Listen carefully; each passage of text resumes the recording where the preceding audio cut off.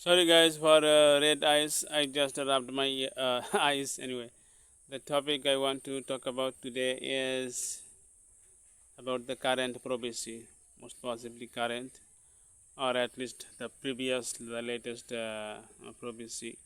Dr. Abdul Hasid Chaudhary. He was my advisor at BUET. I will tell you how he misbehaved uh, and inappropriately behaved with me. My biggest allegation is that because of him, uh, I was much delayed to get my graduation certificate. The certificate, the one that certifies that I have been a graduate of BUET.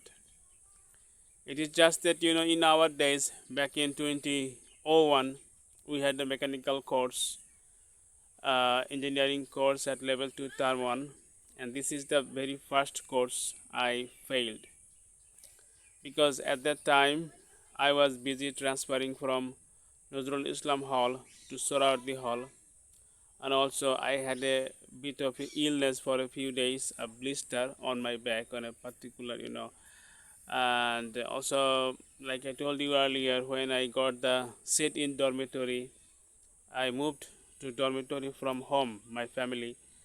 I did not take consent from my parents. That's why they did not provide me with any financial support. And once I lost the tuitions, I was in huge financial crisis. So that's when, because of many reasons actually, and there are some other reasons I should not preferably talk about now. I had a mental collapse, and because of that, the mechanical course was kind of new and different, and also not difficult. But since I was, mentally upset and busy about many other things, so I failed in that course.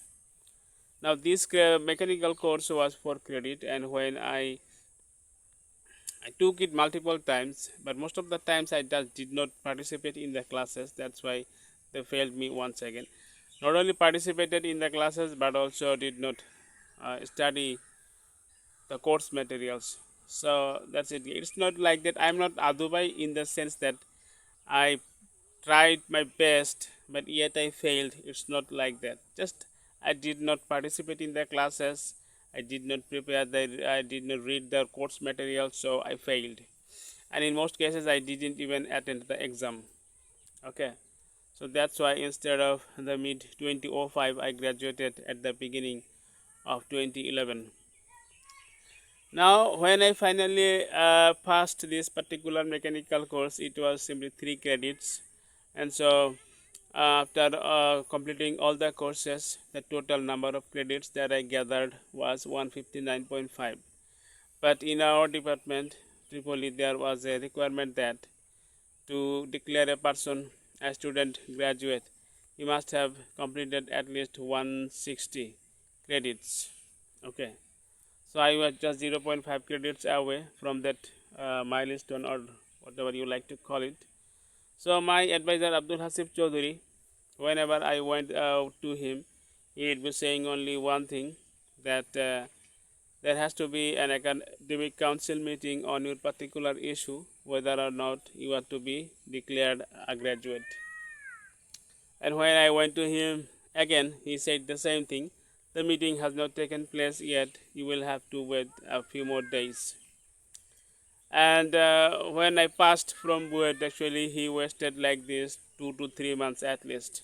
Then I was not in contact with my fellow batchmates, the Tripolians who passed back in 2005, and so they had nice positions in other telecom companies like Grameenphone, Banglalink, Robi, etc.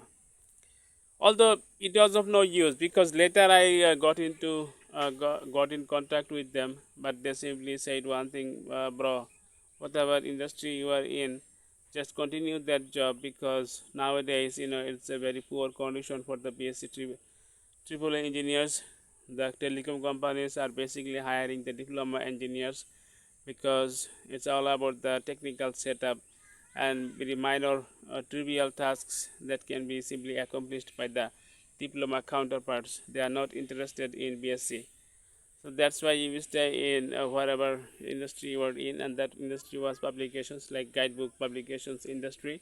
So after graduation,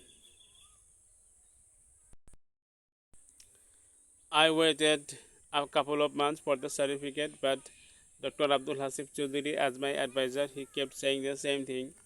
You will have to wait a few more days. The academic council meeting hasn't taken place yet. And then I got busy on April 18. I started working for Jupiter Publications because in those days the salary was handsome. I was desperate for some financial, you know, progress. So I continued that job for a couple of months, at 7 or 8 to be exact. Then one of my relatives, he proposed that he would be giving a reference to a technical job, so I should be leaving that publications job as a writer. So and I did that, and I contacted Dr. Abdul Hasif Choudhury once again at the last like November or December of 2011. And still he continued saying the same thing. The academic meeting hasn't taken place yet. I guess you will have to wait a few more days. And this also continued for 2 or 3 times. After that, one day he, what is that sound? I mean, what is that word? Whatever, I cannot recall that,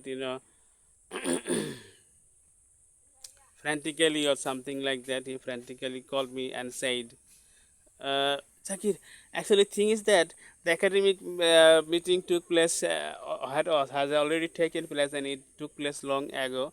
And the resolution was that if no other courses are available to take, then whatever, how much ever credits the student has earned, with that credit, he or she would be declared a graduate.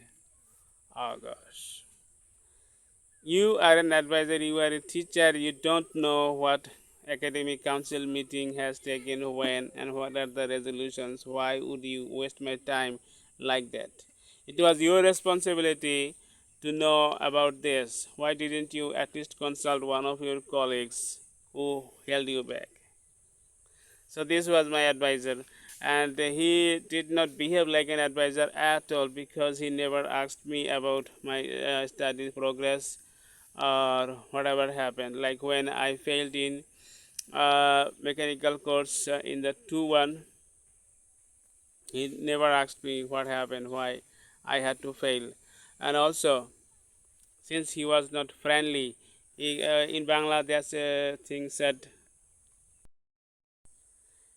mepe mepe kotha bola, I mean to have only some calculated words, okay, very few words, as few words as possible. I wouldn't say anything. Like whenever I went to his room, I found him typing something. It looked like he was engaged in some sort of freelancing job other than his teaching profession, and he barely had any time for me. I don't know about other students. One of my classmates, roll number 88, Kausar Islam, that teacher, Abdul Hasib Chaudhary, he once asked whether he was from Nauga, and also said that he had also he also had been to Nauga, some particular school. So they seem to be from like from the same origin. Although I later came to know from his Facebook profile that he calls himself AAC Silat. That means Abdul Hasib Chaudhary from Silat. Maybe his father was a government employee. That's why they had to stay or live in Noga for a couple of days or years. That's all. Now think, he might have given other students time or importance, but he never cared about me. He hardly had any time for me. He never asked me about my progress or whether I was having any trouble. If he was friendly, if he had been friendly, then I would have shared with him the level 2 term 2 math class test expel thing. I would have shared with him, sir, actually Nani madam or whatever, Nilufar madam, she has wrongfully ousted me from the classroom, whereas I was not supposed to be. what must be done regarding this. And also about the level 2 term 2, when Nani madam showed me failed in the course total course outcome. That result also I could not share with him, the teacher Abdul Hasib Chaudhary, nor he ask me about that. So do you think these are the symptoms, or these are the traits? These should be the traits of an advisor in BUET?